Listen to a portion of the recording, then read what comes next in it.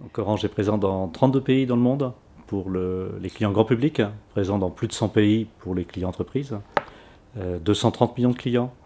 Donc la France est un grand pays pour Orange, mais on a aussi d'autres grands pays comme l'Égypte, comme l'Espagne, comme la Pologne, le Sénégal, la Côte d'Ivoire.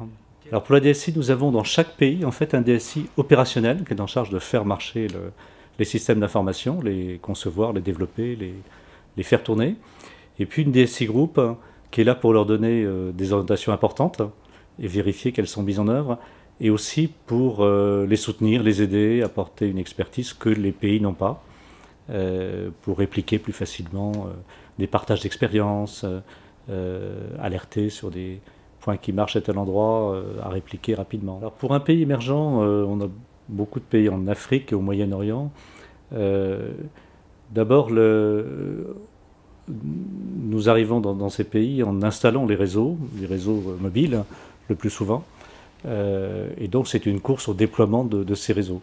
Et donc très vite l'activité se développe, les services haut débit, 3G, pour la voix, pour les données, se développent très rapidement. Et donc il faut évidemment facturer ces services, faire la comptabilité, etc. Donc une informatique pour nous de réseau émergent, c'est d'abord évidemment des ERP, finance principalement. C'est toute l'informatique qui permet de superviser le réseau, donc l'informatique de nos usines. Et puis c'est une première informatique qui permet de faire la facturation, essentiellement prépayée, et pour les clients entreprises ou certains segments clients de grand public, de la facturation post-payée.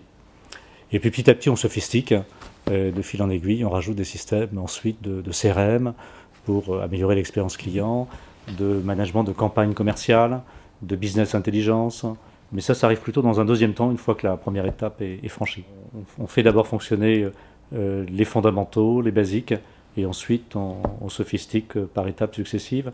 Sachant qu'on a une contrainte qui est très forte dans les pays émergents, c'est que les structures de coûts ne sont pas du tout celles qu'on trouve en Europe.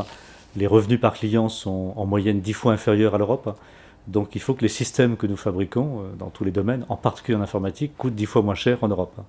Donc il faut faire des choses simples, des systèmes vraiment designés to cost. Et nous faisons beaucoup de réutilisation d'un pays à un autre dans cette région du monde. Nous répliquons des exploitations informatiques, mais aussi nous répliquons des applicatifs. Nous commençons à répliquer en Europe, un petit peu comme la Logan. Nous avons un peu nos Logan informatiques. Par exemple, les systèmes de supervision de réseau informatique, nous les avons créés en low cost à 3 fois moins cher que ceux que nous faisions pour l'Europe. Et nous commençons maintenant à les réutiliser dans certains pays d'Europe. Même chose pour les ERP. Nous avons fait des ERP spécifiques pour la zone pays émergents, et nous avons commencé à les réutiliser dans certaines parties de l'Europe, en particulier en Europe de l'Est, en Arménie ou en Moldavie.